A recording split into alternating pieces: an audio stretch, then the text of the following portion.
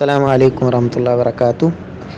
یہ بھائی کسی نے سوال کیا ہے کہ کیا اگر کسی دن کوئی پریشان کن حادثہ ہوا ہو، کوئی اس طرح کا آفت یا کوئی بڑی مصیبت آئی ہو، تو اس دن کو بلیک ڈے کوئی نام دیا جا سکتا ہے، یعنی اس وقت کو برا وقت کہا جا سکتا ہے۔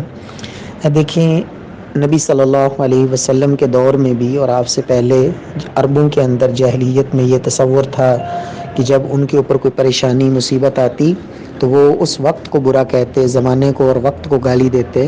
تو نبی صلی اللہ علیہ وسلم نے اس سے منع فرمایا لا تسبوا الدہر، صحیح بخاری میں روایت ہے، فرمایا تم زمانے کو گالی نہ دو۔ صحیح مسلم میں 2246 نمبر پر سیدنا ابو ہریرہ رضی اللہ تعالی عنہ کی حدیث ہے کہ اللہ رب العزت خود فرماتے ہیں مجھے ابن آدم تکلیف دیتا ہے، یسب الدہر وانا الدہر۔ جب وہ زمانے کو گالی دیتا ہے تو زمانے کو تو میں ہی بدلتا ہوں، اقلب اللیل والنہار، یہ دن اور رات کی تبدیلی یہ اللہ رب العزت کے اختیار میں ہے۔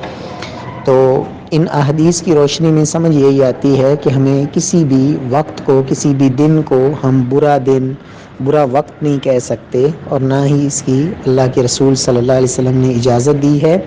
اس لیے کہ جب ہم وقت کو برا کہتے ہیں، کسی دن کو برا کہتے ہیں یا کسی مہینے کو برا کہتے ہیں، تو یہ نسبت جو ہے اصل میں اس ذات کی طرف ہوتی ہے جو اس دن اور رات کی تبدیلی لانے والا ہے۔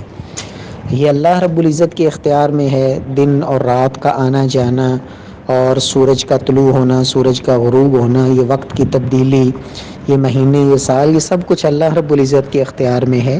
تو جب ہم ان میں سے کسی چیز کو برا کہیں گے، گالی دیں گے، تو یہ اللہ رب العزت کی طرف اس کی نسبت ہوگی۔